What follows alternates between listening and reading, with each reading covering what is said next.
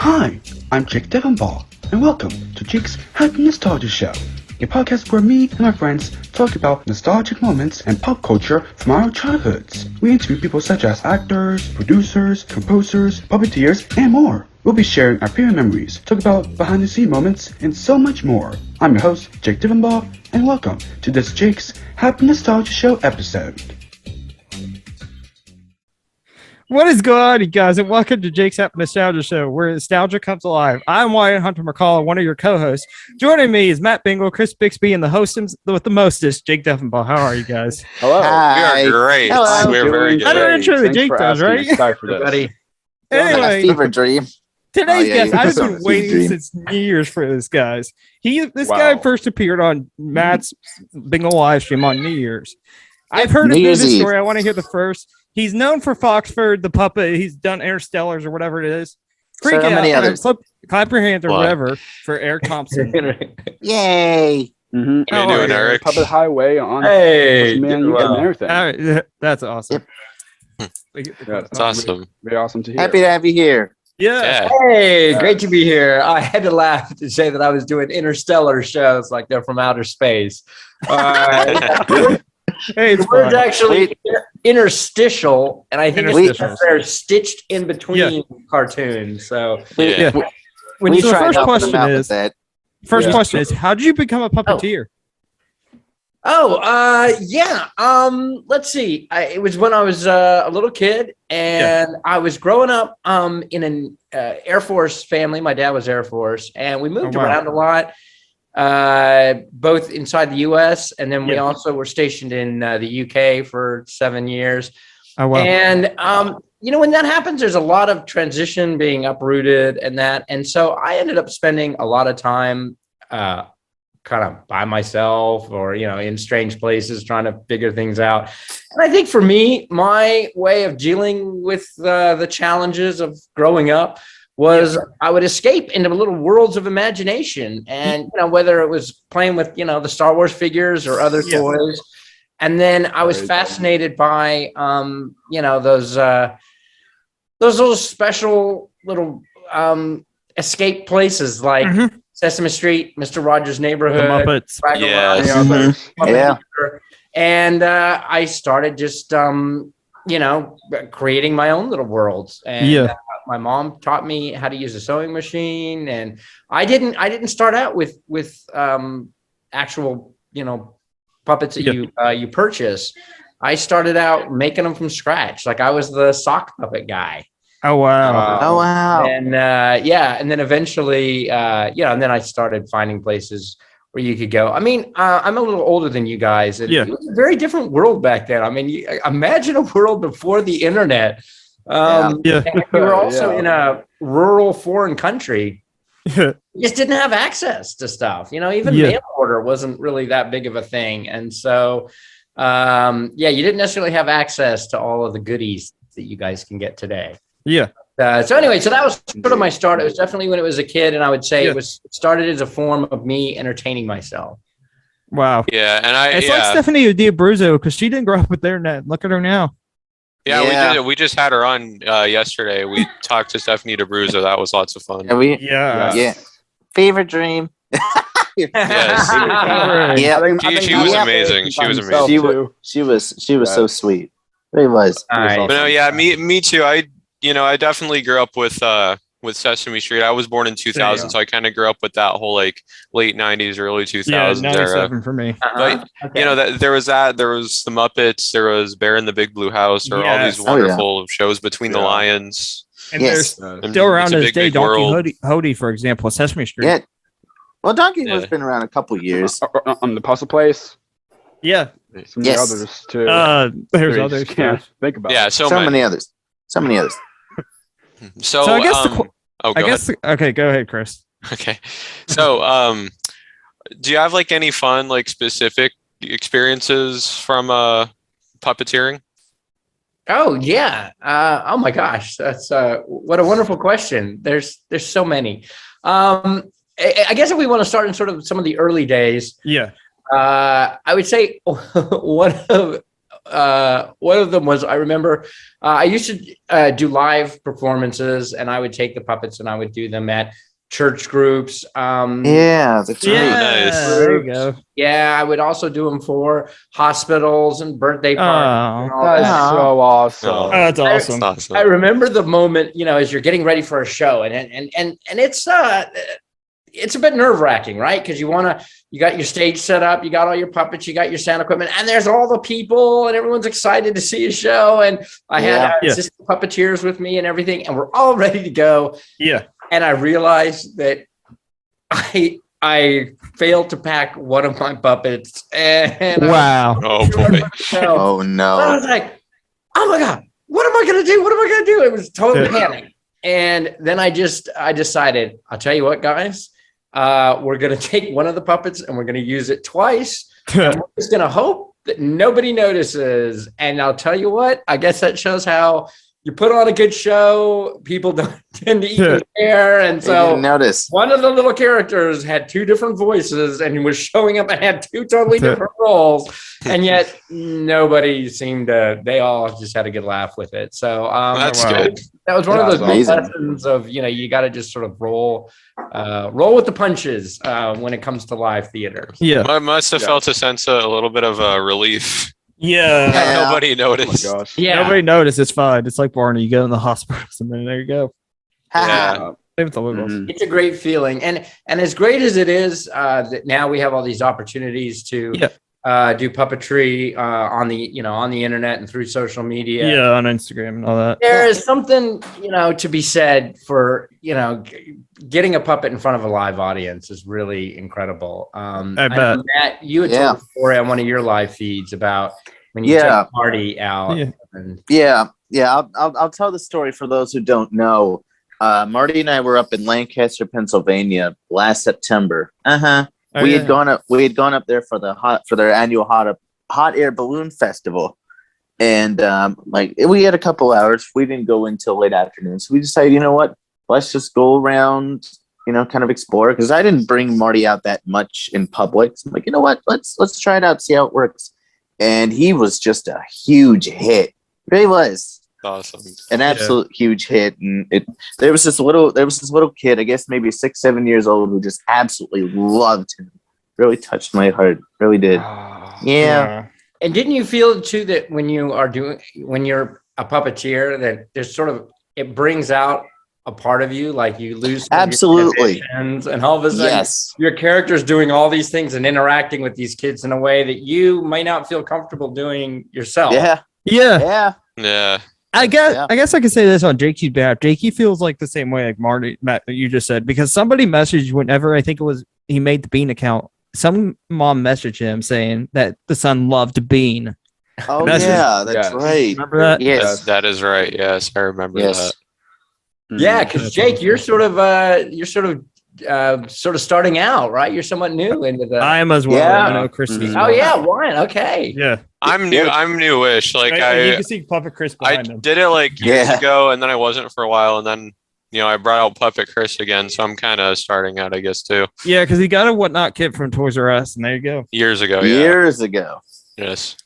Nice. Yeah. Hoping to maybe have one professionally made. Hopefully, I'll have Avery one professionally Jones, made come one day. That'd be neat. Yeah. That'd be really Brandon cool. make it.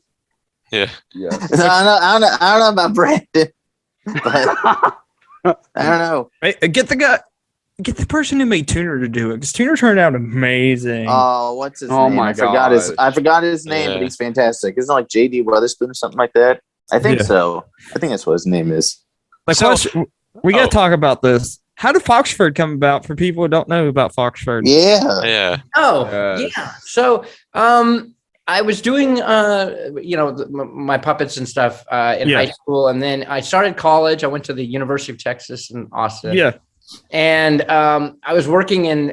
My career was in communications, radio, television, and film. And I was actually doing some puppets in some of my television work. Yeah. And that led me to, I got a job at a local television station. I was working in their promotions department, and that station had a program called Fox Kids Club. And that was and that's what we were joking about at the beginning of the podcast was interstitial program. It's funny. Yeah. It's what little so independent stations, they would put little news clips or they would put little kids programming. It was in between the cartoons. Yeah. And it was a chance for the station to give their own identity and say, and give it a local feel and say, hey, you're watching the cartoons. And, anyway, we had a host, Kelly, and I was working in the department and, secretly I had an agenda. I wanted to do, I wanted to be Mr. Rogers. I mean, that was what I was studying in college and that was my goal. Wow. So I presented the idea in, one of our planning meetings. Yeah. And I had this nice brochure printed up and everything. And I had a song plan and I had the whole pitch and I practiced it. And this was my moment to shine. And I went up there and I said, this is what I want to do. And, Kelly can have this fox puppet along with them. It's kids club, blah, blah, blah, blah, blah, blah. And I got what is called in the industry a firm no. Wow. Kelly said, I absolutely will not work with a puppet. Absolutely not. No. And so the head of the promotions department, she said, sorry, Eric, it's a nice idea, but no, we're not going to do it. So of course I was totally bummed out and anyway, but then, I wasn't going to take no for an answer. Yeah. So I kept working on the thing and I said, you know what? I want to present this again, but this time I want to present it with the character because at the time it was just a concept. So I started planning it and you see some of these puppets behind me. These are my original characters. And like Kalua back there. He had his own TV project. He sure did. Yeah. I didn't know that. Like I mentioned. 1992. I'll tell you about that, sure, at some point. But the one thing about, when you're making little monsters and aliens and stuff, the fun of them is it can kind of come out however you want. It doesn't have to, necessarily look like a thing. Where this one had to look like a fox. Yeah. Yeah. Right. It took actually. Yeah, there he is. For people who don't know. There he is. Here. He took.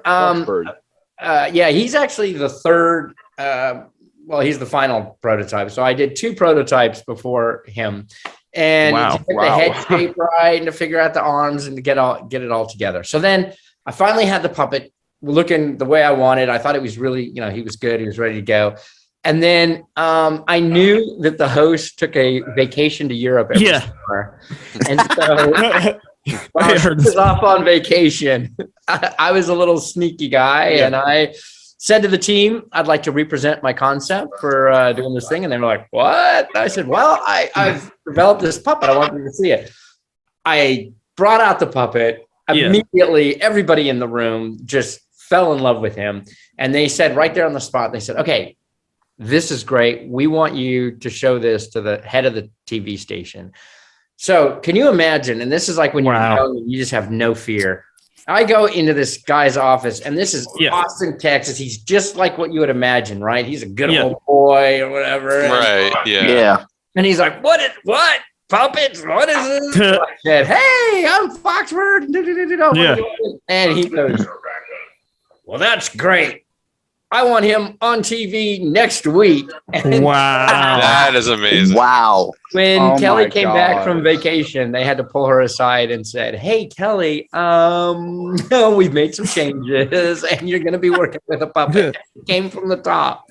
So, she was not that thrilled, but anyway, but then, but you were ended up becoming a little team and and it worked out really well. Wow. And he was that's awesome. Yeah, he was a part of it. And we used to we would produce all the little segments within the week. We had 1 day of production where we would shoot all 7 it was 7 days a week, and it was all the little segments we would shoot. Yeah. And and they were just and it was put in there. And it was also kind of fun when you're doing puppetry. Right. It is fun of being kind of famous for a character, but you don't. You also have the fact that people don't recognize you. Yes. So they don't know who you are, but then when you say, "Oh, I'm Foxford," and they'll go, "What?" and I go, well, yeah, and then I'll do the little voice, or I'll say the catchphrase. You just do the voice. Yeah. Like, oh my God, you're that guy on TV. Yeah, So that's Yep. funny. Wow. Yeah, I think Foxford and like all of your Every character. puppets or all of your characters are amazing because I've seen them on so many of Matt's live streams. And I just think, Yeah. on behalf of everyone, I think you do a really good job. Yeah. Amazing job. Well, I would give a little shout out because a lot of the ones that you see that I use a lot of manufactured puppets now, and not that I'm being paid by anyone, but I would just from one puppeteer to others and people who are starting out. Yeah, there's just some really great companies. I would mention if you're looking up on the internet, Silly Puppets. Yes. Yeah. Yes. Okay, Marty gives the little hands. Are you familiar? Yeah. They made mine and Jakey's also. I don't want to give away your origin stories. No, it's okay. I have my own origin story, so it's fine. Yeah, you started being alive without him, and then there he is. And then Yeah, pretty much. some other good ones to mention are Sunny Toys, Oh wow. Folk Manus Puppets. Folk Manus is great. Yes, the Puppet Company is really good. Folk Manus does really well with animals, and they do a lot of really nice full body things. I find that they don't do as many of the more traditional like stage sort of puppets, like with the hand on kind of things. But each of those puppet manufacturers sort of has their niche.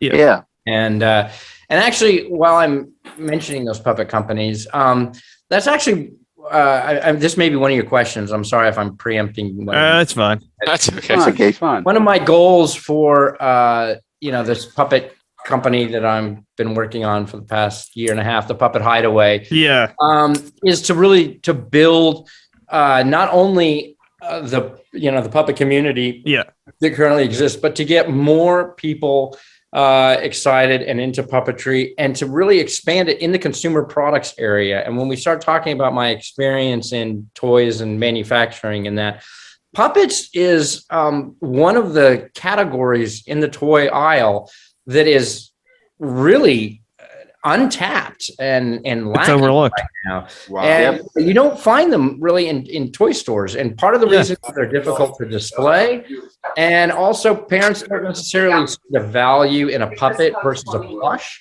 And a plush, looks great on shelf, right? It's all stuffed. It's just ready to be hugged.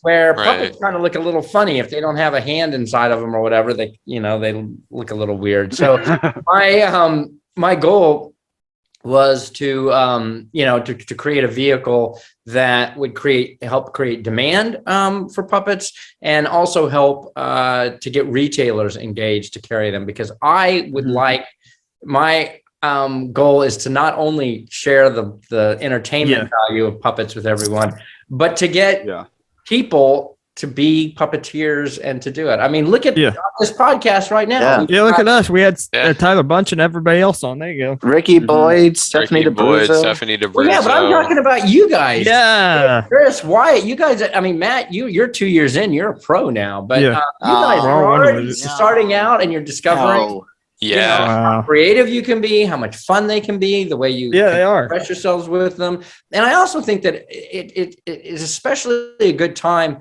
with the internet right now, or social media being the thing, that it's such a great tool for your creative outlets and expressing yourself. I think now is the time. So there you go. I just definitely now's the time. And we the Puppet Hideaway. Wow. Right, and like I mentioned earlier, like shows like Muppet, Sesame, Bear, Between the Lines, all those wonderful shows. Like, we learned a lot about puppetry, and now we're learning even more watching people like you, Eric, and Matt, and Alex, and all those wonderful Brian Smith. So many others. The puppetry Brandon community. Smith, all those wonderful puppeteers. Brandon does coming on in the future. Lots of more. Yes. I am Mia too. Mia, yes. Mia's puppet corner is fantastic.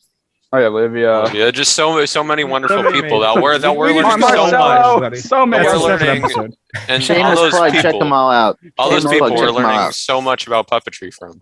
Yeah, indeed. It's crazy. Hopefully you'll have those all listed in the notes section so people can go find them. Oh yeah. Yeah, you know what? So. That would actually be a good idea. That's a great idea. That would be a great idea. Yeah, and we know we're having Alex on in the future. Yeah. Yep. Yeah, that'll be nice. I think Brandon would be chaotic. Yeah. Oh yeah. I think I know they're going to be like that. In a good, possibly in a good way. Possibly. In a good way, in a funny way. Definitely in a good way. Yeah. So since you're talking about the Puppet Hideaway, why do you want to decide to creating that? Yeah, how did Puppet? Actually, no. Yeah, how did Puppet Hideaway come about? I would say I think it was just one of those products of the pandemic. Horrible thing that kept us all indoors and changed all of our lives. I found myself, pleasantly separated from my full-time job and was having a moment where, and I was also at a stage in my life where, I'd had this dream since, a young age of doing puppets. And, Chris, you had mentioned doing puppets for a bit and then putting it aside for a bit and then bringing it back again. And that's kind of a little bit what I was doing, after doing Foxford and Austin, Texas. I went to LA, started my career in children's television and, wanted to go the puppet show production route.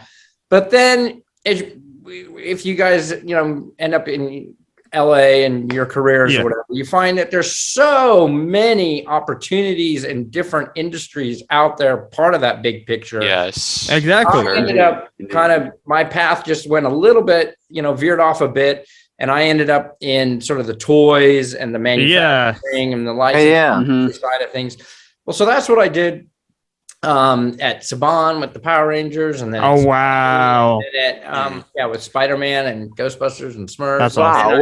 Wow. Then I ended up at the Pokemon company and working on their toys and games, and then that was brought me up to Seattle. And then when I finished with that role, I decided I wanted to get back to my roots. I wanted to get back to puppetry. And I also was not that experienced with social media. And I really wanted to get some experience and understand how that medium worked. And I've, the Puppet Hideaway is, a year and a bit old now. And it's been terrific. I mean, my, my followings and stuff are, small-ish compared to a lot of the other influencers out there, but it's growing and I'm building a community and I'm discovering all of the existing puppet communities out there. I mean, Matt, you're very well connected in all of them and have your own now. Yes, pretty much. definitely. It's been a really incredible experience. And so for me, I would say the goal behind the Puppet Hideaway was twofold. I wanted to share, have a creative outlet and share my love of puppetry with others. And like I said, at the same time, I also wanted to encourage other people to get into it and to really build.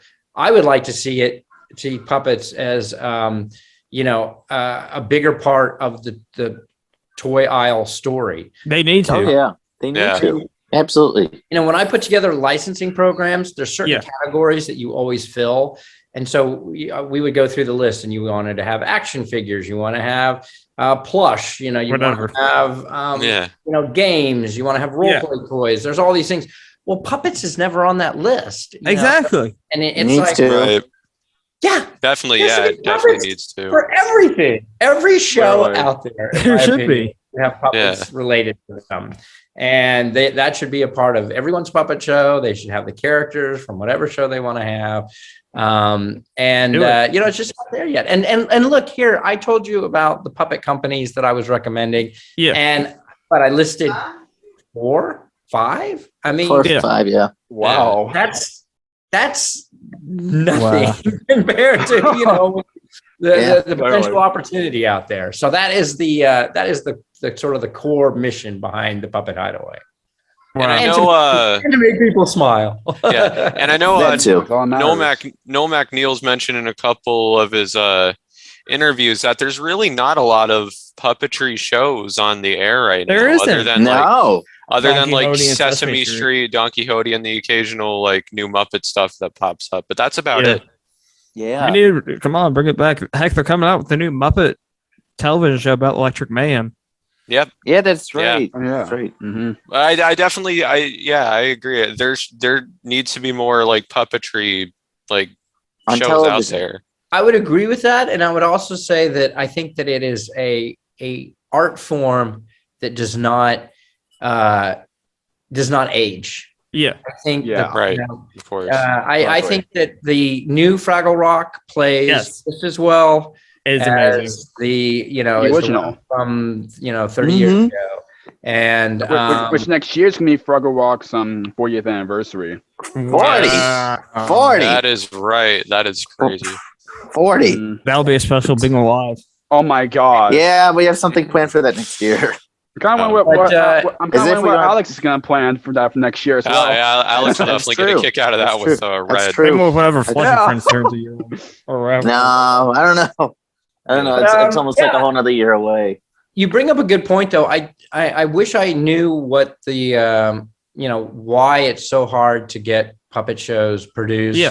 And Yeah. get them to continue to run. I mean, you mentioned Big Big World that only had 2 seasons. I know you had Mitchell Kriegman on your show. Yeah. That's right. Yes, we did. Yes. Yes, which is a lot. and Long even- before us. Yeah. and Yeah. even- He's coming back. We were just talking about Yeah. Fraggle Rock, and I haven't heard. Has anyone heard? I don't know that that's been picked up yet. Yeah, it is. We Oh, it has. I think it has. Yeah, I think think it it we- has. First. we haven't heard anything. No. But the only thing we know is Well, we version's can hope. happening, but we don't know. Yeah. But yeah, We have Hey, maybe we could take this podcast to start the Fingers crossed. petition. Okay. Come on. Yeah. Hey. Bear's going on Disney Plus eventually. There's a petition for Bear to go on Disney Plus. There's been a petition for that for Nice. a while. yes. Yeah. I remember Yeah. at We all one point on signed it. Twitter. I see so many tweets about Bear should be on Disney Plus. It's That's just a happening. show of how Yeah, great it's of that show happening. went. I feel like at this point it will. It's just a matter of when. Yeah, exactly. Yeah. Exactly. Yeah. Heck, Roly Poly's coming back with the reboot. Come on. New puppet shows. Come on. Yeah. And I think Yeah. I think New original Instead of puppet all shows. like 100%. Yeah, new original, no more Disney Make live more action shows. movies. When it's about time happening. I think as far as kids networks are concerned, I feel like they're focusing a lot on like CGI animated shows, and Yeah. Yeah. there a lot of networks are focused on reboots, Yeah. and yeah, there's just not a lot of space for puppetry shows, which For making new let's shows. see. Still kind of It's kind unfortunate. of confusing. And it could also, have to do with budgets and costs and Yeah. stuff, because Right. when you're doing Yeah. a puppet show, that's actually you're basically doing a live show, and whenever you do live TV, you need Yeah. sets and actors, and it just takes a lot more in production, and you don't see a lot of live action television Exactly. shows for kids. Yeah, you don't even see live action anymore either. And in Heck, fact, I would argue, you have the Power Rangers, Yeah, but even that one, Dinosaurs, it's for example. they're only really producing about half of the show, right? And Yeah. Yeah. they're Yeah. importing Mhm. from another country. So And on the subject of Berrigan, if you look at that very final season, they have like all these new characters and all these new sets. So a lot of money had to have gone into making that last season as Yeah. special as it was. Yeah. Yeah. So yeah, I definitely agree with that. It could also very well have to do with budget reasons. Yeah. So come Mhm. like Don Quixote's still around bringing new shows. Yeah. Puppet show. Yeah. yeah, because Yeah. my experience working at the studio, I know that the upstart of an animated series is very high, because Yeah. it's all the development of all the models and the characters and that. But then once that's all created, then you can just pump those things out. You can just become a real machine, and it becomes very economical. And in fact, they almost need to have a lot of seasons and stuff to sort of recoup the expense in that they put into a show. And that's why very often, even you'll notice that an animated film, if it even doesn't, perform that well, they will still do spin-off, directed. It used to be directed DVD, but now it's, I guess, Direct to video. But they do other little spin-off shows because they want to recoup some of that investment that they made into their models, their shows. Mhm. Mhm. Which is cool. Right. Originally. Yes. But I would say that I guess that's got to be somewhat true with a live action show, because I mean, when I think of Fraggles, again, this is me selfishly wanting that show to continue, that I go, hey man, you've built all the sets, puppets, you've got the actors, like just keep going. Yeah. Yeah. Exactly. Definitely. But Be I themselves. would love to know what the thresholds and the models are in this new world of streaming Same. and that, because it used to be Oh yeah. it was very simple. How does it do in the ratings? And if it got a certain amount of ratings, it went. But nowadays, it's a Yep. whole different. Yeah. Yeah, whole different Yeah. system. Yep. Whole different system. Exactly. Mhm. So who are some of your this is a fun question. Who are some of your favorite I'm very curious about this. puppets to control or work with? Oh, I think I know one to answer. To be honest. Yeah. well, no, I would say I love hand and rod puppets Yeah. because Yes. Thank you, Marty. You're doing a wonderful display. I would say Yeah. I'll just cite a couple examples. And I know Sparks for a podcast, Yeah. Hey, there he is. There is something. Bird. I guess you realize you go. Oh, well, ask him about controlling puppets, and then we'll see him. No, Jake, you put that question down either way. That's his fault. But one of the things is when you have a glove, the Expert. glove is controlled by the Yeah. human hand. For those of you listening, I'm using a hand and glove puppet. Yeah, for usually Yes. Right. Yes. Yes, for those listening on audio. glove yes. is a controlling hand. This is similar to like Fozzie Bear, Ernie. Yeah. Yeah. Yes. Right. Yeah. Yes. Yes. Yes. And what's really nice is that you get to do all sorts of gestures. Also, when you want to handle props and things, it's much easier.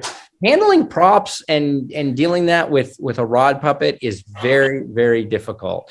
Yeah. Yep. And, Yes. in fact, I've been trying with the Puppet Hideaway to do little kitchen segments. Cooking shows are very Yeah. good. Yeah. Yes. Yeah. Well, you realize you can't like pick up a spoon. You can't mix products in a bowl. It's very limiting. Yeah. Yeah. One of the other nice little attributes with Foxford was when I created the puppet, I wanted him to have full range of motion in the head. So I actually had his little torso is separate from his Oh yeah. head, right? So he can actually, it's a little creepy, but what this does is this allows him, Oh wow. to really be able to turn. Because very often you'll see, like if you want to turn your head, I think you'll demonstrate that kind of the whole puppet kind of, goes along with him. Yeah.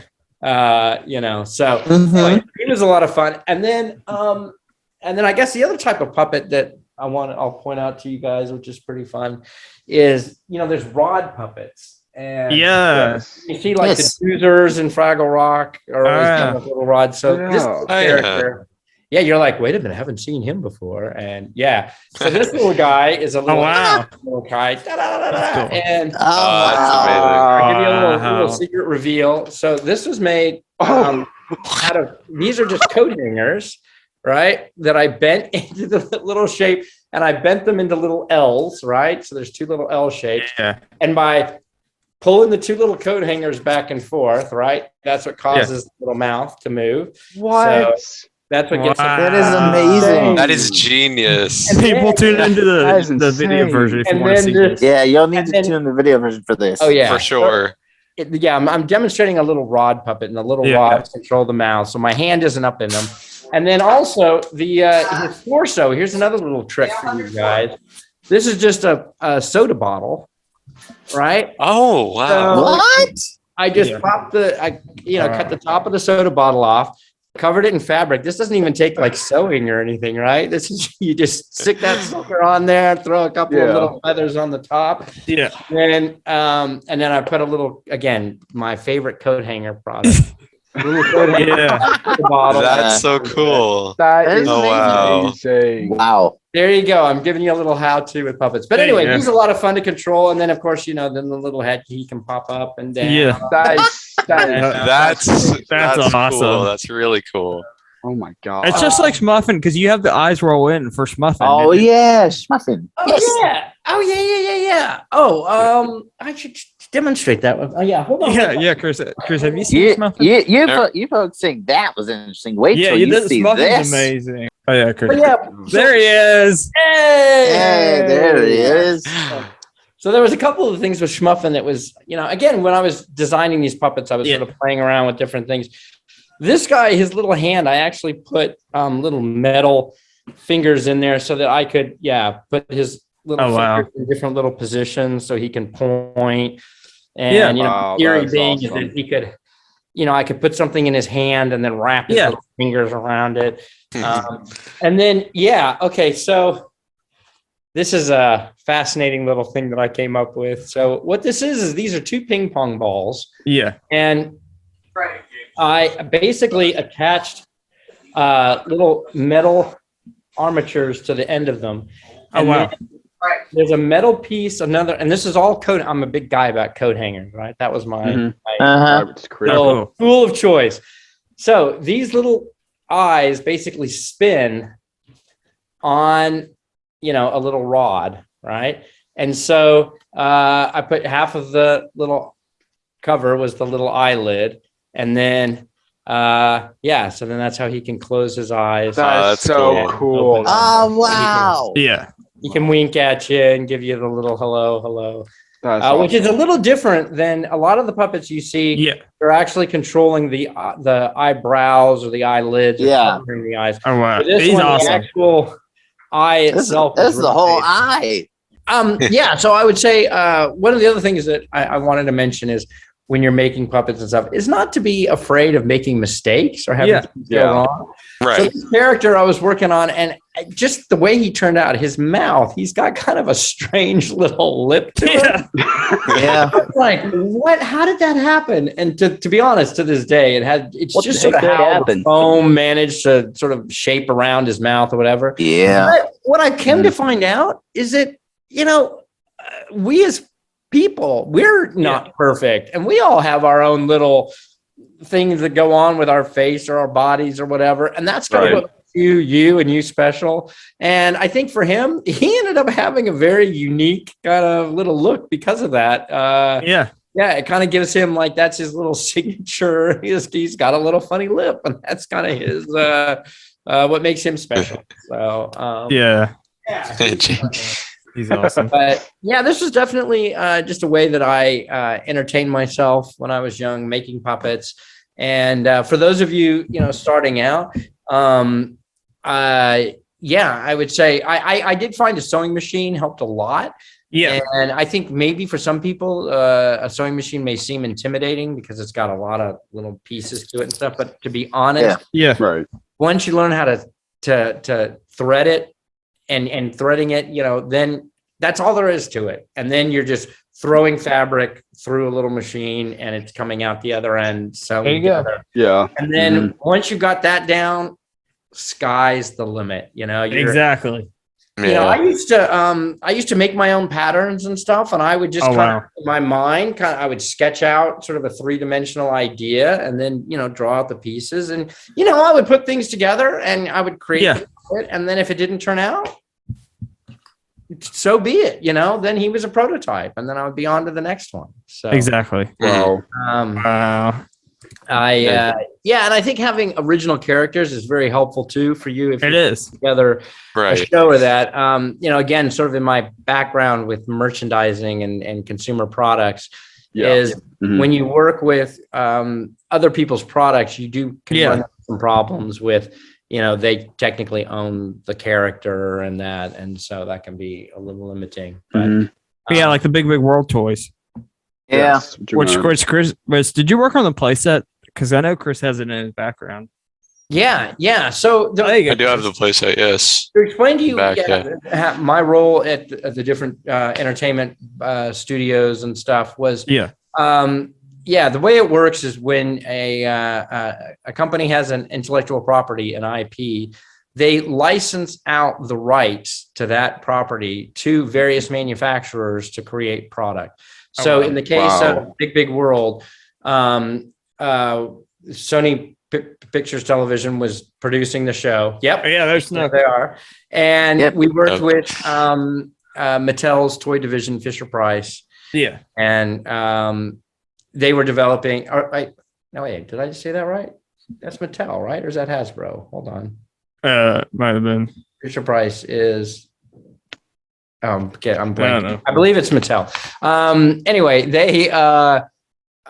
So then we would go to them, and first off, we'd have to, pitch them and convince them to do the to do the product. And then once they're on board and they've, signed the license and they're going to do so, then we work with them and we share with them, and very often the show isn't even made when the toys are in production and stuff. And that's why very often you'll see toys that may look a little different than the actual final characters in your animated show, and that because they'll make changes after certain deadlines have been met in the development of a toy. But so in the case of that, we had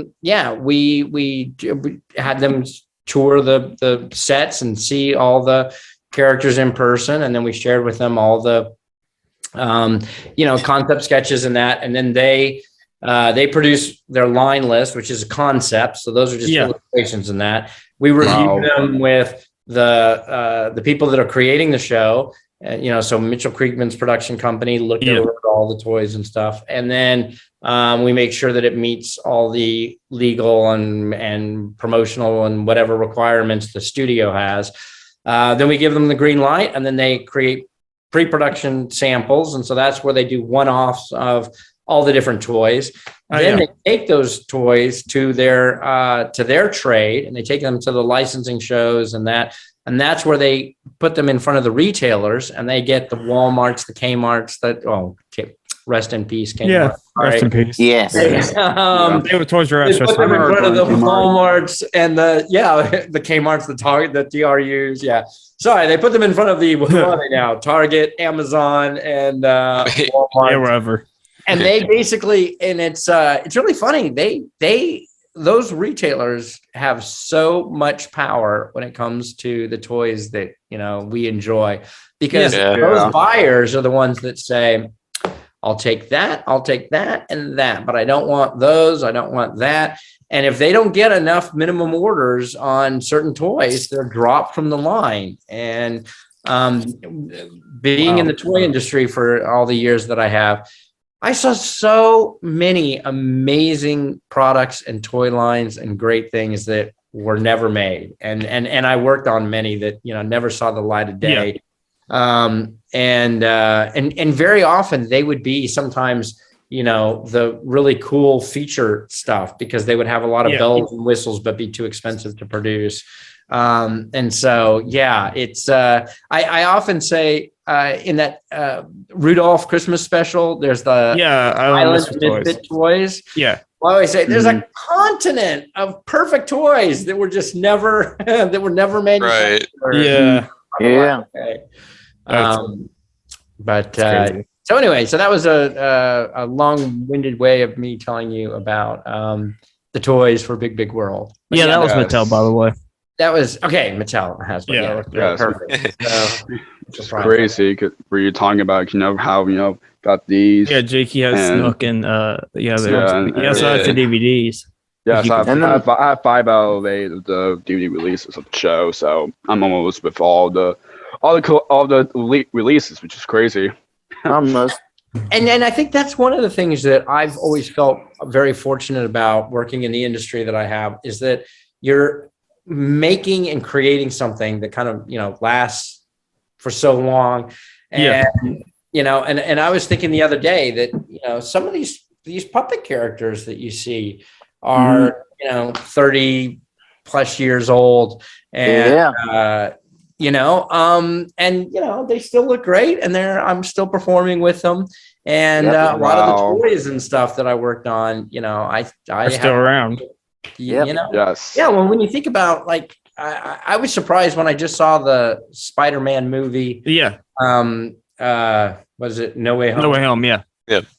That's right. Oh my gosh, I was touched by seeing those original Spider-Man characters of Dr. Octopus and the Green Goblin and Tobey Maguire's Spider-Man. Yeah. I remember working on those toys and stuff. And it had to hit me that I go, wow, that came out in 2000. I was working on those toys. And now it's Tom. 1998, 99, 2 years leading up to it. So that makes those toys 20 years old, and people are still playing. Wow. So it's a fun business. I guess one of the things I would say too is, this may sound cliched, but I tell everybody, we only get to go through this life once. So go follow, do what do it, what makes you happy, what you want to do, and you'll find a way. And I'm sure that's what you hear from a lot of people in your on your podcast. Yes. You're people who have done just that. But if you believe, in what you want to do, it'll come through. And it's hard not to be successful when it's something you love, because you put everything into it. It's like Rugrats came back last year or something. It's still going to this. That was in the 90s. It's still going to crazy. That's amazing. Oh my gosh, I totally forgotten about that cartoon. That was crazy. That show was amazing. Yeah, I feel like Matt or Marty should ask this next question. Yeah. I feel like we could answer it too. Technically, I feel like we could. Also, wait, didn't he have because he mentioned another TV spot he did with another puppet? Oh yeah. Let's bring that up first. We mentioned Kahlua earlier. Oh yes. He did a little TV project. 92, wasn't it? I think so. It was 92. Yeah. So tell us more about that. Yeah. Okay. So I was in, like I had mentioned, I was at the University of Texas, and I was a communications majoring in radio, television, and film. And in my TV production class, we had these different projects that we did. And there was, you would learn how to do an interview show. You would learn how to do a demonstration show. And for the demonstration show is the example. They showed a cooking show. Yeah. And they would say, okay, you set up your items in front of you. You have 3 cameras, and they explained how you did it. And then you had to go and produce your own show. And you were you had a person who was demonstrating a product. Well, I was like, this is my opportunity to create a pilot for my own children's television show. So I created the show Kahlua under that project title. And the little product they were doing is she was learning about how telephones work, and they made the phone together. Oh, wow. And I even created his own little theme song. That's right. Kahlua. And it was so great, because it was one of I was one of the first to go in the product, and people had already done 1 or 2 of these little shows, and they kind of knew what to expect. And then when I got up there to do mine, and we had everyone on camera, I said, okay, start the cassette or whatever. And the song started playing, and I had the little slideshow going and the different images, and I'm like, cue the puppet. And everyone all the other students who were doing the production were just in shock, going, what the heck is this guy doing? What are we creating, a puppet TV show here? What are we doing? Wow. So that was it was a lot of fun. It was a school project. It was I guess I could say it was my first children's television show. Wow. And like I said, that was originally my plan. I think then once I got into LA and was working, I realized how difficult that was, and how many other opportunities there are out there to still be able to do your passion and follow your thing. And for me, working in toys and licensing and all that was sort of an extension of, here I was basically creating toys and plush and stuff. And in fact, I found a lot of the skills and techniques and stuff I had used then translated very well, into the consumer product marketing area. Mm-hmm. Wow. Yeah, that was awesome. Yeah. So I think Matt or Marty should definitely take this next question as well. Definitely. Well, I feel we could answer this question too. I feel we could. All of us can answer that too, to be honest with you. Yeah. Ever. Oh yeah. Well, other than the Q&A, if that doesn't count. No, that doesn't count. No, you weren't there. Yeah, true. We weren't there. We weren't there until 22. Yeah. Yep. But what are your thoughts on the puppet community? I would say I'm somewhat new to it.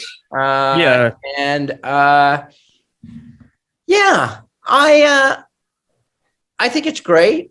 Yes. I would say Exactly. in so many ways. in so many Yeah. ways. Yeah. Yeah. I would like to see it grow. Yeah. Oh yeah. Mhm. For Yes. sure. Yes. Absolutely. And Love to see it grow.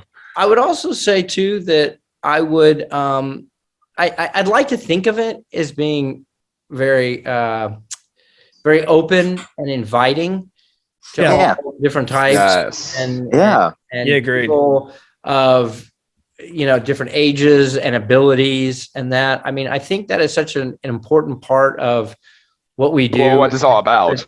Yeah, Yeah. and why Yeah. we do it. Pretty much. Are an expression of who we are and what we're about. But I'll be honest, that's a tall order, and that's asking a lot of the puppet community, because I think It really is. much in our nature. And I think maybe I'm speaking a bit from my own heart, right? Yeah. Is that there's a side of me that wants to be a producer and wants to create like the best show. Yeah. Yeah. And in I doing understand. so, I go, okay, I want the best talent and the best puppeteers and stuff to be on my streams and in my So do we. and in my Mhm. Yeah. We feel the same way. Well, but I would argue that it's important to make sure that we're inviting all types of puppeteers into the community. Those Yeah. Yeah. Absolutely. who, perhaps have disabilities or challenges or that, and who, Yeah. Agreed. may not be the best on-screen representation of the best puppeteer ever, but yet, I think, at least for my goals and for the Puppet Hideaway, is I want everyone to sort of experience the fun and the joy Yes. of just using a Yeah. puppet and having Yeah. it on a stream. So what I'm going to try to do on my streams is strike a balance Yeah, meet between new people. wanting to have things Mhm. entertaining and fun Yeah. for the audiences, Mhm. but at the same time, I think it's important to have outreach to those. Yeah. Yes. I mean, it's something when you Yeah. think about it that the earlier shows that we talked about, the Mr. Rogers, the Sesame Mhm. Street, Yeah. And bear. they weren't Like World necessarily Wars. able to include. I mean, they would have like Oh, yeah, kids one of those on the worlds. sets and stuff. But in social media, I think we have such a wonderful opportunity to really to reach out and engage people in a very active way in the streams and the shows and stuff that we do, and we inspire people. Yeah. That's one of the directions I want to take the Puppet Hideaway to, is to focus maybe more on instruction, inclusion, and development of people and their, puppetry skills and stuff, because, there is a talent to it. And There is. And I think, Yes. I think you would see that there's a lot of stuff. I'll be honest, there's puppet stuff on social media that I find hard to watch. Yeah. Definitely same. Yeah. Same here. I don't know. Yeah, buddy. I'd be curious. So I don't want to be here up on my soapbox preaching to you guys. What are your thoughts? Because I also want to let you know that I remember I'm coming from somebody who I have Doing it for years. Yeah, I have less than 6 months experience, so Yeah. I probably don't know what I'm talking about. So Mhm. you guys, you may have difference of opinions, Yeah. on it, especially because I know things can go off the rails very easily when it comes to social media, and it's difficult when you Exactly. don't know Yeah. who you're dealing with and what their motivations are, and Yeah. is somebody using puppets because they want to shock and awe and horror people or something, Or just have fun. Yeah. yeah. I think That's, it's I think, one of the reasons I do it. I think it's unbelievable how talented some of you guys are. Though Yeah. those are my thoughts. Like Like Brandon. Brandon's did a puppet workshop and he's still going. Yeah. He did a puppet workshop where they from Sesame Street a Mia. couple of years ago. Yeah. I know this Yeah. with some puppeteers, Pure Lens, that I remembered. Yeah. He's Well, working you know, a lot of others people. too. That I would You know- say I have to say, speaking of the talent that we see on the in the puppetry community, Yeah. I still remember recently, Jake, on one of your streams, there was that young guy who just out of the blue did the most phenomenal Kermit the Frog. Oh, I know. Yes. Minnesota musician tour, or 2003. Which is by the name of Adam Rogers. Adam Rogers, Yeah, very talented. I think he's done one of the We'll put best him in the Kermits since Jim Henson. I mean, Absolutely. Literally, yeah. that Shout out vocal's to good you, all to Adam, hire if you're watching him. this. and he's Adam very Rogers, you're gonna good. get hired at. And it's one thing to be, voice talent is Yeah. a real thing, and I don't claim to know how to do that. But he also has picked up all the little mannerisms of Kermit. Yeah, He does. absolutely. In such Yeah. a beautiful way. Yes, indeed. Yeah, Very good. yeah. And yeah. Oh, and I speaking of voice talent, though, I would say, because some people had asked me about voices and that, and I would say, I don't have any magical tips for you on that. I would say the only thing that I would say, the way I came up with voice characters was just imitation and And magic. And mimicking be other yourself. people. Or use your natural voice. Yeah, Because that's what Matt does with Marty. And I do show with what you mine. gotta Jake do. does much. Yeah. Marty's pretty much my natural voice. Mormers too. Pretty much. Yeah, and don't you find that's true of so many puppet characters that you can kind of, or have you ever noticed when you're watching an animated film and you hear somebody and you go, I know that voice. Yeah. Yep. Yeah. Sometimes it'll be so I distracting for me. I sometimes have that feeling like that. Yeah, and it can almost be distracting because you're just like, oh my gosh, who is that? I know that voice. I don't know what the person is. I don't know. I love that person though, but I don't know who they are. I don't know who they are. But I love them. Speaking of that one person, I always forget their name, but they do like the best impression of Trilo. Oh yeah. Yes. The big I know who you're talking. Oh yes, I know I what know you're who you're talking talking about as well. They did it on TikTok, I believe. And they have What? this little puppet. What That the is TikTok? spot on. The Trilo puppet spot on. The impression spot on. It's by the name of creasehead_puppet_production. TikTok. Crease head. Amazing. Fantastic. Creasehead, yes. Amazing job. He's keeping Bear alive by doing Trilo, if you think about it. Yeah, Pretty much, yeah. Indeed. Same as Noel. And Noel's definitely doing it on TikTok. If with the Bear puppet. Tyler true. Bunch hasn't That's very seen their We need him back performance on as top of Trilo, it. then he should. Which I'm sure he has. Yeah, he's seen your Trilo yeah. impression. I mean, come on.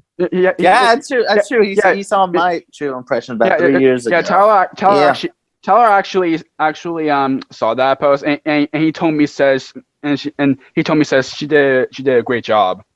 That Aw. she really did. She did. Yes. All right. If there's a new there needs like understudy performer for Trilo. There's that person. There you go. There's your new Right. Trilo. Yes. And if that person It's- doesn't come, you get Matt. No. Yeah. It's kind of like Matt, It's Matt. kinda No, like here's how- the thing, Matt. Here's the thing. You can do the puppetry. They can do the voice. I was It's like just Barney. about- It's like Barney. The guy Yeah, was. there you go, right there. I was just about to say something like that. Kind of like how It's like Barney. 'cause How Barney had the yeah, guy in the suit. how and the David other Barney doing the Joyner voice. do the Yeah, performer Barney and one and Bob for the West voice, do the one voice. for the suit or puppetry. Yeah, I definitely agree with that. They And can I do know the puppetry, they can do people the like voice. Noah can do the voice and the character at the same time. Right. Which is shocking. Yeah. Yeah. It's just amazing. I was just thinking here, listening to you guys talking about that. I would say one other thing that would be worthy of mentioning when we were talking about the puppet community Yeah. is, the power of networking. Yeah. Oh yeah, The power of Yes. people is also. I know that all too well. Yeah, and I think that especially for people who are wanting to get into, production or or puppetry stuff. Or Yeah. whatever.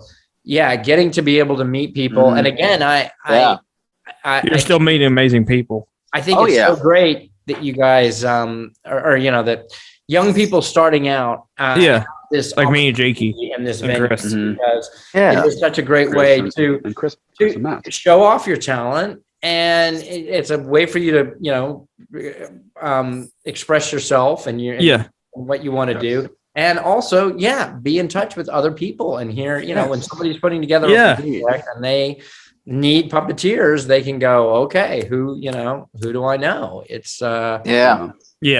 who do I see? So I think that's another good reason to be part of the It is. Yeah, so it goes to show how fun you like to do, you know, not just fucks for, you know, Martin and so many others. Martin Mouse. And I guess I could speak on all of us here. I'm the oldest outlaw of Jake's Nostalgia Show. Matt and others inspired us as well. I know you inspired me and Jake. Yeah, that's the crazy thing. And me too, yes. Yeah, you inspired all three of us. There you go. Oh, you guys, that's wonderful. That means a lot. Brandon also inspired us. Brandon and Bubba is just insane. Oh my gosh, Bubba's been on the podcast in this year. We're doing. Oh my gosh, oh my gosh. That'd be like I'll be having another vibe of Steve Charney episode. You know what we need to do? Because I definitely want to do it. Definitely don't want to drink anything on at the same time. Definitely don't want to drink anything while doing that interview. Yeah. No. Matt, did you hear me? Have Bubba and Tuna on at the same time. Have Brandon. Oh jeez. Oh my gosh. Oh man. You're not gonna survive that one. I'm just gonna say that now. Trust me, I won't. Yeah, viewers. Nobody will. But I think So, I also think there's something too about the nature of puppetry. Yeah. Because it's an extension of you, but it's not necessarily your face and your thing. Yeah. I think that then you tend to have puppeteers tend to be a little more human and more relatable. And I think you maybe in the puppetry community, you get less of the sort of the ego or the, look at me, I'm amazing, and I am so in love with myself, and don't you think I look good, and don't you think I'm amazing? I think with puppeteers, they tend to be, pretty humble and stuff because they're sort of like, no, don't look at me. Look at the character. Look at me instead.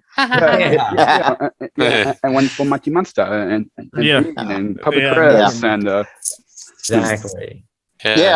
Yeah, and Ergie and me and Alex also inspired me as well, so that's awesome. Yeah, that's awesome. Yeah, I'll tell Alex that. She's never probably heard that. Yeah, you probably should.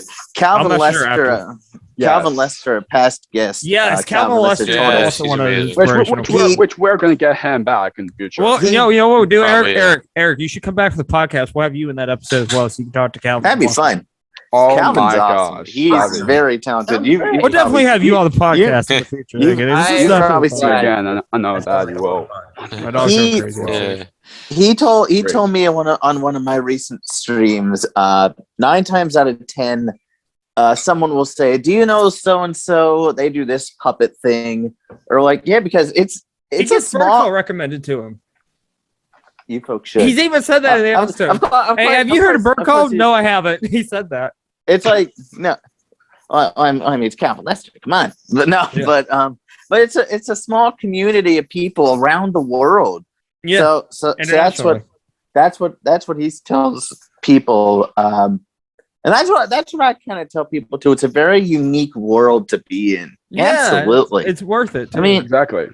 I mean, there are people who've been doing this for so many years, but like look at Stephanie the other day. Yeah, look at Stephanie on last week's show. Yeah, last week. She's been doing this for almost 30 years professionally. Last week and the week before last. And do you guys feel that it's growing too? I feel it is. Absolutely. I feel like this podcast inspired people to do it as well. Yes. And which is our stuff amazing. A lot of other people. Be part of the way social media works is that now I tend to get more feeds, but I just feel like I see all sorts of people on lives now grabbing puppets and having like Frankie, for example. That's how I found you. Well, Matt's Frankie and Frankie. Marvin, they're awesome too. Yeah, so we said Calvin and who else? Kelsey. Brandon. Kelsey. Kelsey. Oh my goodness. Kelsey Brady, she's a real talent. She really is. Yeah. Yes. She good friend of Matt's too. She wished him a happy birthday. She did. Yeah. That was emotional. You know about that. For those that don't know, Matt had a birthday. I guess we totally unrelatable, but Matt had a birthday last month. Yeah, it was on the Patrick and Kyle episode. Yeah, that's the day that aired. And Matt and Kelsey have been friends for almost 2 years. She found him because of his love of Bird Call. Bird Call Radio, for those who don't know, she's a puppeteer through Bird Call, and they've been very good friends ever since. I have something to bring up speaking of Bird Call, but I'll let you talk. But yeah, Jakey here had reached out to so many people to wish Matt a happy birthday. And Kelsey, you're doing the same for us. Yes, Kelsey, I am. Kelsey was one of them. I mean, I guess she's really popular, not just with Bird Call, but other characters too, like Stan and Biscuit and all those amazing characters on her TikTok. Yeah, Franny. At one Brady lady, she's amazing. Anyway, she had told Jiggy, like, of course I know Matt, and Matt messaged her, saying, hey, thank you so much for the birthday wish, and she said, of course, having an amazing birthday. A couple hours later, this was the thing that we were not expecting. You were in the car. Yeah, I was going to take over this. Thank you, Marty. Of course. I was in the car. My parents and I, we were driving home from a birthday dinner. My uncle was on the phone, on my dad's phone. On my phone, I get a notification on my phone, and it's a voice message from Kelsey. I'm like, okay, I'll check it out afterwards. And as soon as I got off, I turned it all the way up because I wanted my parents to hear it too. I didn't know what to expect, and it was a very sweet message from Francis. Francis is one of the main characters that Kelsey puppeteers in Bird Call Radio. Yeah. It was great. He was not expecting it at all. Nope, I was not expecting it. He didn't even ask either. Nope. I want to address this. Speaking of Bird Call, for people who don't know, there's this Bird Call fan page going around on Instagram. Matt is not behind it. Yeah, I was going to mention that. Matt does not It's run not it. Matt. It's He somebody does else. not It's probably Brandon messing around. No. Why are people thinking? For those who don't know, I've been or heck, it could be even Joey. No. It's not him. It's not him. Not him. Oh, Joey, get out of here. You're not part of this interview. And that's good show. Big fan. We could just have a whole episode telling stories of this stuff. For those who don't know, Matt's whole other interview. Whole another show. Matt's been a fan of Matt's been a fan of this for almost 4 years, just over 4 years now. It'll be 4 years soon. Yeah, and you got the that's awesome. Yeah, Duckbill, they sent us a whole bunch of wonderful things as a thank you for being a fan almost 2 years ago. Yeah, and it's not Matt behind the Instagram account, Brandon, if you're watching this. Yeah, Brandon. Or whoever thinks it is. I'm sure Brandon does, but this is the Duckbill. And it's signed by the cast. There's one on the inside too. There's a really sweet message. Speaking of Calvin, he had sent us a whole bunch of and the cast had signed a whole bunch of autographed pictures. And do you mind showing this one here? I'll go ahead and read it. Here. It says, Matt, thank you for being a fan of Bird Call. We hope you enjoy this special package with fun extras. All the best. Squawk! Calvin and Lucko. Wow. That's amazing. We love Lucko. That's how amazing that's how amazing the community is. Like you never know. You really never know. You never know. You know. They can be best friends for life. That's kind of Matt and Lucko, because Matt first met me, you, and Jakey also. Well, pretty much, yeah. Matt first met Lucko on his show. Yes, we did. Very early on, before BM, before Monster. Then on All Felt No Filter stream, Marty met Lucko. Yes. Yeah, almost an entire year later. It was one of the most amazing experiences of my life. There's so many awesome puppeteers and characters out there. For sure. So talented. It's it's incredible the people that you meet. Like you said. It's like on this podcast. It's like on this podcast. We get to hear stories we never heard before, and then boom, here we are. What was that, Eric? Well, that we all sort of have the puppetry or love of puppets in common, and then we can also find the other connections that we have, whether it's for sure. and you can discover new things. I'll be honest, I kind of missed the whole Wiggles thing. I think I was a little too old. I was in a different world. Right. Don't talk about those puppets. The Wiggles puppets are creepy. I'll be They honest. are. They are creepy. Whoa. Ugh. Fun Creepy. fact, if people Yeah. don't know, I actually didn't get scared of it when I was a kid. So You brave soul. I didn't get scared of them, but they are creepy. Eric, if you want to know what we mean, go look up at the Wiggle puppets. You'll see. Oh, the Wiggles I'll- are creepy puppets. Okay, good. There, yeah. I'll send you a picture afterwards. Okay. Yeah. Oh, boy, there you go. I can just show They're it. known more for their music than for their puppets. Is that what? Yeah, and Pretty much. and they're still Pretty going to much. this day. Yeah, they're still going. I'll just say this. Yeah, There's a over reason. here. I'll just say this. There's a reason why the Wiggles puppets only lasted for about a year. Yep. Yep. Matt's sending you a picture after. Yeah. I'll send you a picture afterwards. I can just show it right now. Oh yeah, show it. Yeah. Oh jeez. Oh boy. Anyway, let's ask the next question while he does that. Yeah. Here we Yeah. go. So, Earl. There you go. Oh yeah. Oh yeah. There, Oh wow! I didn't realize it was of them. Oh, that Yeah. There was also some of the friends. oh, Yeah, Yeah. like some of the costume Yeah. characters. Creepy. Creepy. yeah, that's interesting. Yeah. Thank goodness it only take you like 15 seconds, Jakey. Yeah. Yeah, Matt could No, have it's sent it fine. faster. It's Like fine. good. So here another fun question: is there anything from your puppetry work that you want to show? Yeah, because I did tell him to bring stuff, and I think he We brought could- stuff. We could show some pictures from the older stuff because we had the website up. Yeah, you have a folks website want- also. Yeah, Up yeah. in I would say for those who want to see my Mhm. early work, I would suggest that you go to the puppethideaway.com. Yeah. Yep. We'll put it in the description. And then you can see some of the stuff there. I would. Oh wow! Oh, look at yikes! that. Oh yikes! Puppet. They brought it back in a can you video. flip the Wags camera looks around? amazing. There we go. This is the Kaloo project Oh, we were yeah. talking Yeah, there about. it is. 1992, folks. There it was. Yeah. Look at that. Look at Yeah, that. that's in- And that's So and the slideshow there. No, that's Um, Wags. yeah, there's Wags. Yeah. Scroll down a little bit, Matt. The new Wags puppet's better. Oh, I didn't know they even had a new Wags puppet. Yeah, it was in Dance Dance, I think it was. I didn't No, know Something like that. that, but I didn't know that. But yeah, this was the Kalua project we talked about.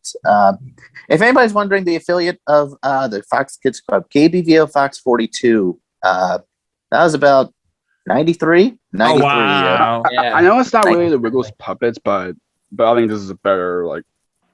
yeah, that one's better. That is Yeah. honestly. Anyway, Jakey, the time again. Doing puppets of people is very Yeah. Exactly. That was, Yeah. Anyway, Yeah. I don't know if that was really the best choice for them at that point, but Mhm. I don't know. but yeah, I would say visiting the website would be the best place to kind of get to see the stuff. Yes. Yeah. Now Yeah. Yeah. And there's lots more. Stuff. stuff. Gentlemen. We also, I guess, if I can also go ahead and plug, I have the YouTube channel yeah. and Instagram, Facebook. We're TikTok. It's very simple. Anywhere, It's called TikTok. the Puppet, everywhere. Yeah. the Puppet Everywhere. Hideaway. Puppet Hideaway. Yeah. Puppet Anyway, Hideaway Jakey, on time. all channels and platforms, and I just got over 100 followers on YouTube. So now Congrats. Oh, Congratulations. congratulations! Congrats. That's awesome. you get to change the URL. So now it's the Puppet Hideaway. Yay. Yeah. Nice. That's great. Mhm. Yeah, I know it doesn't. It seems like such a small number, but boy, getting people to subscribe on YouTube, I found to be It's awesome. It's tough. Yeah. It's cool when It's people tough. do it, but it's tough. It's tough. Yeah. Like, mhm. Anyway, Yeah, Jakey. it seems like on social media, it's sort of like it's almost like you sort of have to focus on maybe one platform or another to try to. I don't know. I find it a real challenge to keep everything going. I mean, I do, and I post daily on all the different platforms, but it's Mhm. Yeah. Right. it's a full time. It's a full time. It is. for sure. I bet because Yeah. your self-help series, I guess you could say, is amazing. Yeah, Oh yeah. I'm singing to the choir here. You guys, my gosh, between your podcasts and your streams and your posts and everything else. Yeah. Yeah. Yeah. So did you bring anything else that you like want to Yeah. show from Besides the puppetry? puppets in the background. Yeah. Yeah, I guess I could show you. Or even Martin. Oh, Oh yeah. I did bring this though. This was. I just wanted to show you guys. We were talking about product Oh development. wow, that is cool. Nice. See, this is what we call a style guide, and so this is when you bring a partner on board. This is where it's kind of cool. This is where you see you've got packaging. Yeah. You've got your design program. I don't know if you guys have ever seen this sort of thing before, but this. Oh shows wow! you, No, I haven't. I've seen something like that for Muppet Babies on eBay once. Yeah, it contains all the logos, all the catchphrases. Wow. These are all the different icons. Now, this is, it's all, this would all be on a, digital website these days, but Yeah. you have all the patterns and stuff. And this way, when people are putting together a merchandise program, that's how the property owners keep everything very consistent. And I believe, anyway. That's and awesome. So I just thought it was kind of interesting to see kind of the behind the scenes of how products work. And Yeah, that's awesome. Yes. Also, I heard Jakey has a request for you, a certain mouse friend. Oh boy. Mhm. Around. Oh, you want to see Martin yes. Mouse? Yeah, Jakey's asking for him. Apparently, okay. Jakey does. It's just- That's putting people on the spot, not since, again. This isn't the first time this has happened. It's like Martin. Yeah, this isn't the first time it's happened. It happened Jakey's with not putting Calvin people on the too. spot. We talked about this. Yeah, we talked about that, Jakey. I know what will happen when we have Alex on. Who has to see? Hey, Martin. It's so great to see everybody. How are you? Great to see you too, Martin. Hey, Martin. Never met you. Great. Actually, yeah, I have met you before. I was on the Hunter show, Bingel I don't Live. think I've met you That's right. before. And so Martin Mouse is one of the he's from the same manufacturer as Marty. Philly puppets. Oh, wow. Yeah, Mhm. Mortimer is Yeah. also here. So this is Blue one if you version guys Marty. want. I think he's a good one to start out with. Or actually, I agree that the monsters are really good puppets. Yeah. Yes, The monsters are really good. And this is where I can show you that products. these puppets are nice because they're full bodied. I always love the fact that they do a really nice job on their little shoes and everything. And then the other thing, when you're looking for little outfits for your puppets, I think you may find that children's apparel is sometimes too big. So what works really well is having using pet clothes. So this is actually a little sweater. Oh, wow. And then you can tell, because the animals are sort of interesting shapes, they have they're designed in certain ways. So this is really nice because then you can have the full sweater in the front, but it's only like the half sweater in the back, which allows you Yeah. to hand up in there. He's awesome. And then also, we were talking about our voices. So when I do Martin the Mouse, like you were saying, Matt, I just take my regular voice and then I do the same for mine. and I just kind of push it up into the nose and you make it a little more nasally. Yeah. Yeah. And then you It's throw kinda how I do it it. up an octave and then, Yeah. here, and that's your little voice. Yeah. Yeah. Your little mouse thing, because it's like it's coming out of my little pink nose. And then some other little tricks I can show you too is if you want to know how to clap your hands with a puppet, right? Let me show you how I do this. Create have a like a tough little time cup demonstrating in this the too. bottom. So I'm holding the two rods there with these two little All right, fingers. there's Bean clapping. And then Bean has an advantage. Yeah, Mortimer does too, I think. Jake, that's a really good example to show those sort of puppets are really great because Then you got like Marty you and can do both the some arm. other stuff here. Have you figured out, Jake, how to do the mouth as well? The mouth's easy to do on some of the silly puppets But you characters. but you can also do it with the hands because what you can do is you sort of like almost hold his bottom jaw with one of your hands and then you hold his mouth with the other. It's kind of a good trick there. But so that's how you do the clapping hands or whatever. You put the two little rods in the bottom And that's two Puppet fingers Chris. there, and then these two. Yeah, same as They Puppet Chris. naturally want to spring apart, and then you just push them back together again, and that's how you get the clap. Yeah. Oh, hey, it's Julius. Yeah, Mortimer's over here too. Hi. Yeah, Julius wasn't on last time. But- Yeah, Julius makes sense. Hi, I mean, everybody. he was in the Hi, background. everybody. Now, Hey, oh, I love it. Yeah, Hey. Puppet I was just family. sitting, This is the I was just puppetry sitting part there of in the the background. show. Yeah, So we have Julius and we have now Chris. Yours is Puppet Chris. Is Yeah, Yeah. Mortimer. Puppet we got Chris. Mortimer, like Mortimer Mouse. Yeah, Just think of Mortimer Mouse. That's what it is. yeah, It's awesome. Yeah. And Wyatt, yeah. and who do we have? Mortimer. Wyatt? It's like Mortimer Mouse from Disney. Yeah, Mortimer Mouse, that's right. Yeah. Mortimer. That's the name of your character? Mm-hmm. Yeah, Mortimer. Yeah. Mortimer. Wait. Not Oh, Mouse. Mortimer, but he's a Which monster, one- right? He's Yeah, a- Mortimer Yeah, Monster. Mortimer Makes sense. Monster. I was having trouble, but I thought you were calling him Mortimer Mouse, and I'm No. like, oh, No, the Disney. Anyway, it's a monster, not a mouse. Disney would come after us for that. Oh yes. Sorry. Anyway. Sorry. It's interesting that he was originally named Tommy.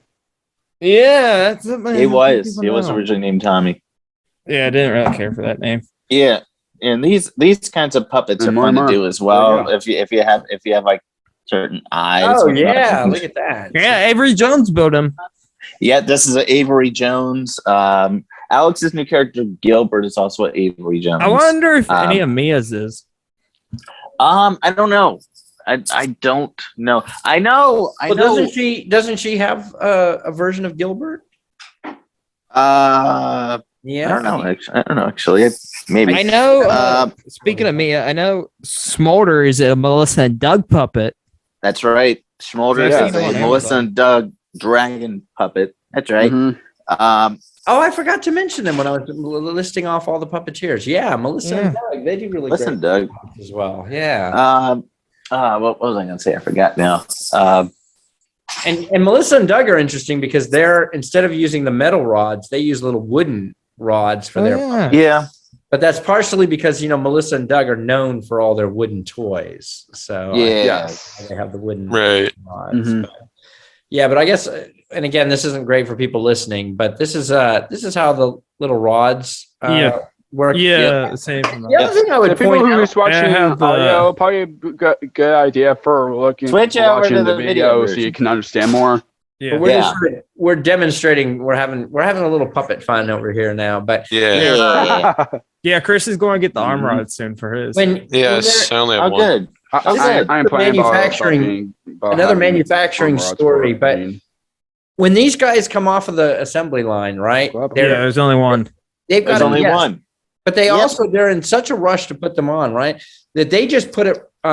They put them on just on the little fingers part Yeah. right there, and that's That's because what I it's used to do. That's how I put. yeah, I did it too. that's just I used to do that. and that's when the But- puppets arrive. They arrive like this, and I've noticed so many people just do it like that. But actually, if you notice, most puppeteers and a lot of the other characters you'll see, they put it on the wrist, and the reason is Yeah. that helps to give definition, right? Oh, yeah. Because Yeah. you can see that there's the hand, and it almost like forms the wrist, and then also that allows it when you twist.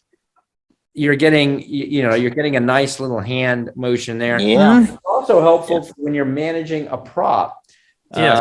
You'll have the prop on a little rod, and you can hold those Oh, rods yeah. together, and that's him holding the remote. thing there. The TV remote. Yeah, Martin, Yes. Martin House has been a lot of fun. He looks a little bit to me like Stuart Little. Oh yeah, he Yeah. does. Yeah. Yeah. Yeah. Mhm. Yeah. Don't And give I've Joey any noticed- ideas. That's Shut up, another don't bring thing. up that name here. I noticed you, that- you brought it up earlier, Matt. I noticed that. No, I didn't. You the one that brought it up.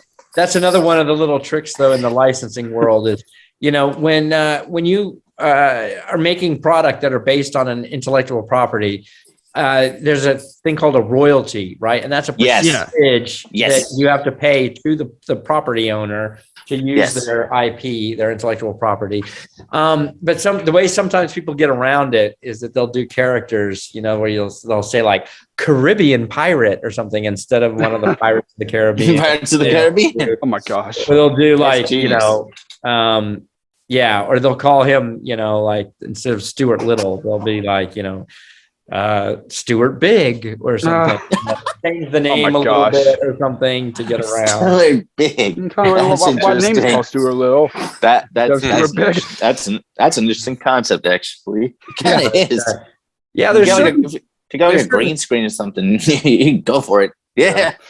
That's a whole other little interesting world. Like, like the Wizard of Oz is technically public domain, but then there's the Warner Brothers Wizard. Yes. So there's certain things like Red Shoes, Warner The Brothers. Muppets did Muppets Wizard of Oz too. Mm-hmm. Also, Matt, JD Raven is who built Tuner. That's right. That's who it was. I couldn't remember his name. I'll look it up. Anyway. Yeah. I feel like Eric's the best person to ask Got this. Steve Martin there he is. Yeah, Eric's the best person to ask this next question. Yes. Of anybody we had on the podcast. So do you have any advice for anyone who wants Good, Julie's upside down. Advice for anyone who what? Sorry. Wants to get into puppetry. Oh, You want to answer this one too, Matt? Again? Yeah. Well, hey, there'll be a third time when Alex is here. Oh yeah. Right. You can answer 3 times. That's fun. Yeah. I would say, I would just say, have fun with it and Yeah, absolutely. and do it and don't be afraid of how it looks or whatever. I would say try to perform for others. I think that's really good. To get to people. Like on the stream and stuff. If when you're starting out, I think live streams are the greatest way to Yes. That's to how know we your took off. characters and create them. I think is really great.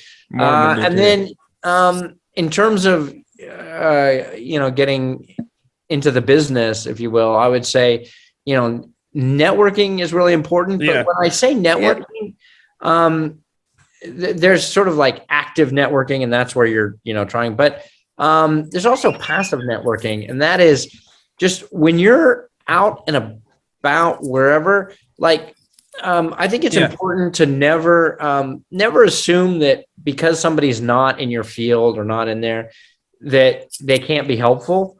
Because it's always like who somebody may know. So like you may be talking to your gardener or your the bus driver, anybody, talk it up. And if you're interested in puppetry and stuff, talk about it and share it with friends and family. And then they'll, and then those conversations are what sit in people's minds. And then when opportunities come up, things like that, they can go, oh yeah, that there's that guy that does that. Good point.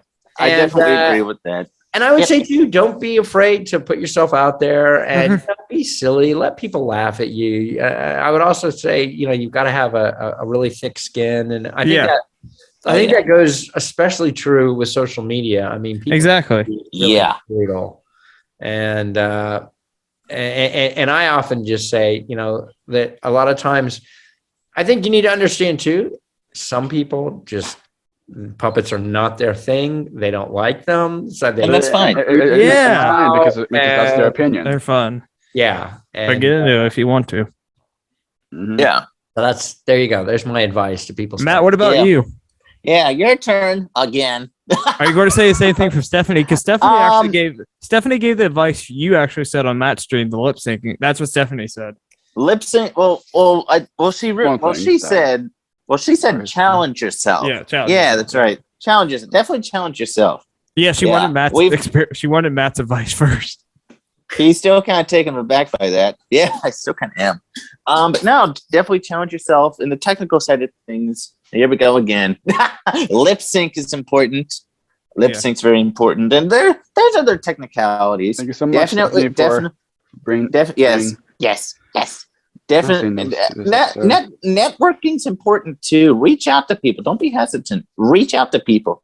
Like people on the podcast you could have on. Reach out to us. Yeah. Yeah. Yeah. Reach out to anybody. Don't reach out to Joey.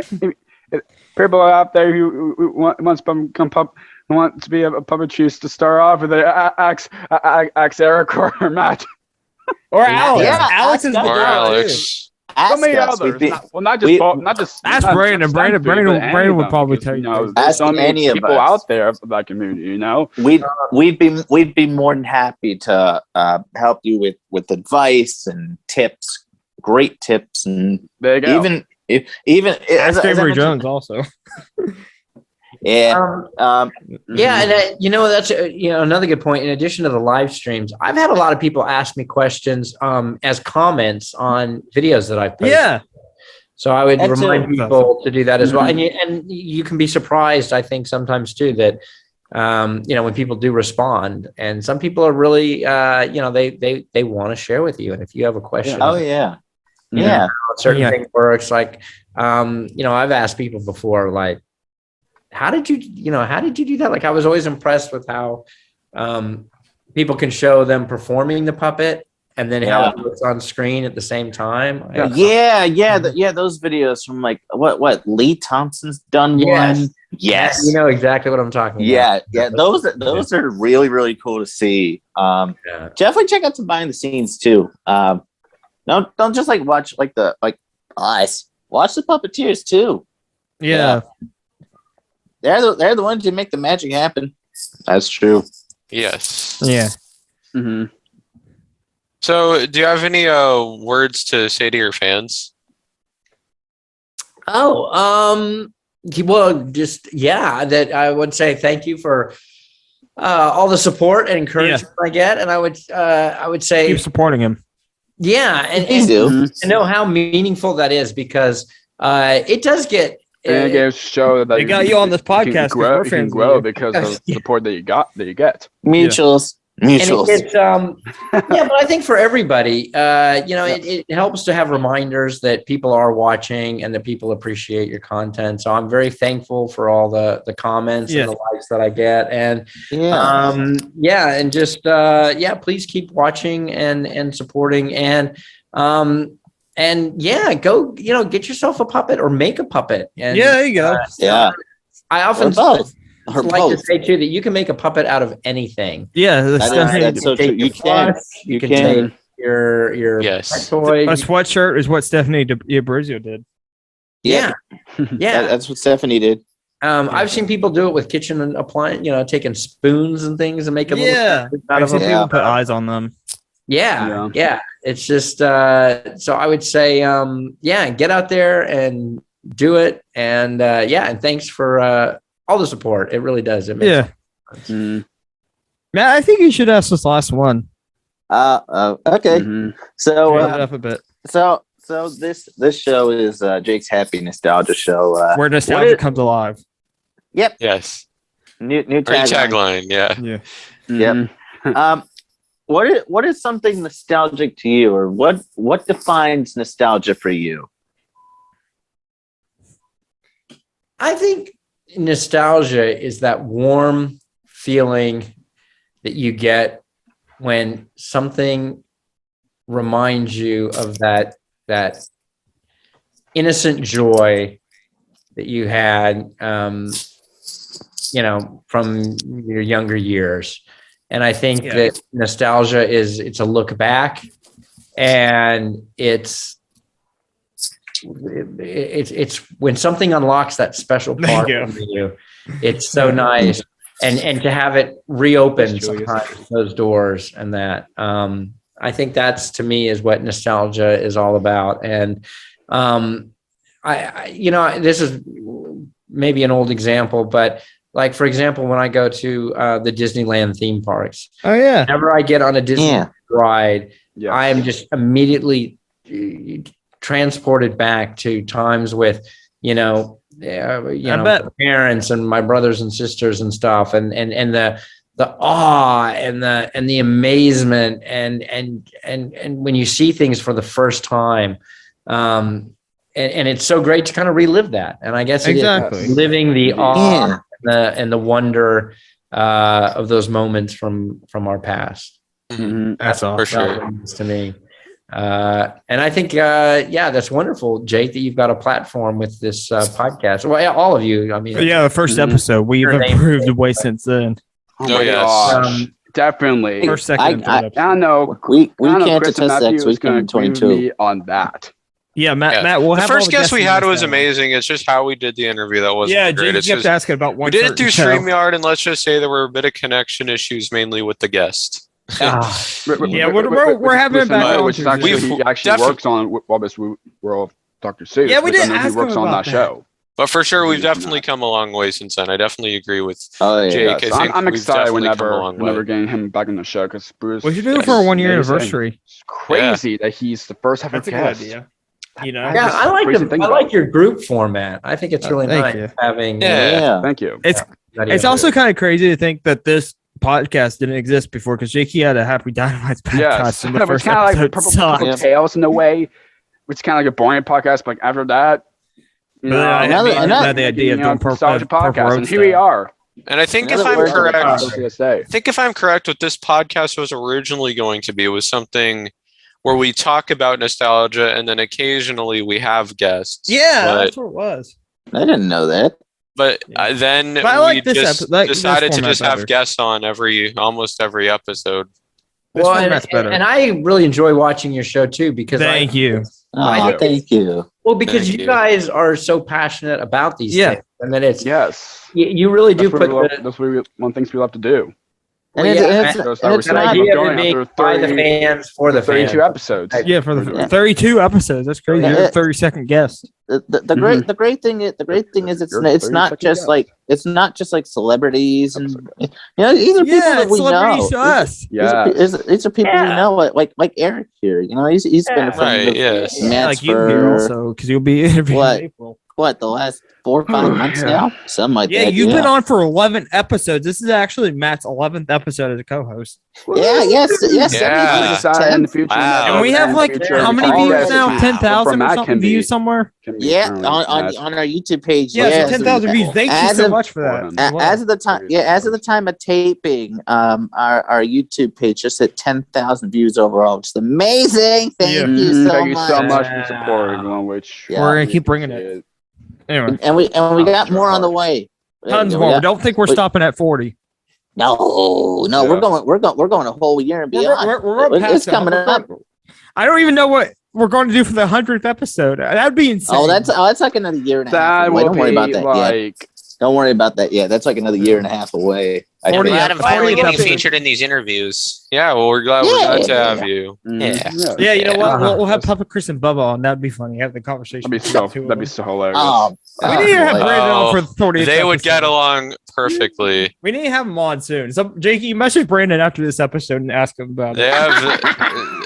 I think Bubba and Puppet Chris would get along perfectly. Oh my I gosh. think They'd make inappropriate jokes together because that's all that Bubba does. Yep. Anyway, Jakey. Well, Eric, it's been Thank you so, Yeah, so thank you much. blast. so Thank much you for Yeah. We'll definitely Yeah. have being you the back show. I on for can't wait sure. whenever you get me back on. we got a lot coming back. Yes. All right, well, We're thanks gonna a lot. be Yeah. what we're gonna have if when you will be back in the show. Anytime. But Yeah. Yep, I've got plenty of more LA Hollywood stories to share. So Yeah. Oh, boy. nice. Okay. Very awesome to hear when we're finally going to hear about it. Yeah, So we'll quickly- definitely get a picture. Yeah. And I'll tell you this: we've been talking about these on Bingel Live. We didn't mention that, Matt. Yeah, we did. We've been talking about them on our show. Come check us out every Monday night on our show. Yeah, it'll we be started with it'll be Jason done Marsden talking about it. Every Monday Yes, night it's we funny recap when the new those episode. shows. every Monday night. There's some behind the scenes Right, stories. You never know. So we- much for that. We just celebrated our 100th show recently for Yeah. our show. Yeah. Yeah, I hope And- anything and- that was fun. And That's gonna happen for the future for Jake's That was Happy fun. Nostalgia Show. And, It was and my we're first. and we're coming- Nice. and Yeah, we're you need coming to up- come back on, Chris. Chris. For and we're sure. coming up on Bingo Live's second anniversary in about a month. That's right. I don't know who Cheers. will be on then. Next I Bingo don't- we Live, don't- I'm definitely we don't know. planning on popping up. You're introducing yourself Yeah. too. Yes. Because he didn't do that last time. No, Yeah. but please come check us out. Definitely check out Eric at the Puppet Hideaway. We'll have more info on yes, Bingo Live in April for on- Matt's episode. on his Oh, yeah. website, thepuppethehighway.com. Puppet Yeah, check out wherever you can find them. His Yeah, TikTok, I'll put his all your links in the Instagram, his YouTube. All those YouTube. going to be in the description down Oh, below. yeah. So you can all, YouTube, Instagram, follow him and TikTok, everything. at the Puppet Hideaway. So, Yeah. Anyway, Jakey, close us out. Yeah. And of Thank you course, very you are much worth for it. that, by the way, Chris. Eric. Yes. and before we're about to say, for the about to wrap things up, Eric, you did a great job of what you've done. Yeah, you're still doing I good. know to this day. we're proud of what you Yes. with you doing, and just keep up your Just great keep it work, up and going. and can't wait what's happening with you. And I know you Yeah. will keep on He'll Go in the flow. he pops up in the streams, and it's freaking awesome. You never know what's Yeah. happening on his side. You never know. And like what He's Wyatt got so says, many Eric, characters. you are worth it. Yeah, you are. Yeah. That's actually something from the YouTube channel, The Tannerites, for people who don't know. Yeah, so we're ripping I off didn't know someone. that. It's great. Cool. It's fine. Hey, it's fine. People encourage people to say it. Oh, yeah. Okay, that's That's cool. good. Okay, That's okay. good. Then never mind. Encouraging words. Never mind. Yeah, thank you so much for the support and everything. Great. I hope you appreciate you enjoying this episode and same as lots of others. And can't wait We're what going you guys strong. to see for the future episodes. And Yep. yeah, We're almost thank at you a so much for year. watching, and see y'all See you in the for- next episode. See you for Stay episode nostalgic. 33. Thanks, And guys. You're You're worth nostalgic, it. everybody, and you are Welcome worth all it. of us and the puppets. Where nostalgia begins. Jake's Happy Nostalgia Show. Bye, everyone. Bye. Bye Love bye. us. Nostalgia comes Bye, alive. next time. everyone. Yay. Love you now. See you, Bye. nostalgia. Bye. You're worth it. See you next time on another episode of Jake's Happy Nostalgia Show. Be sure to follow us on social media and stream us wherever you find your favorite podcasts. Bye bye.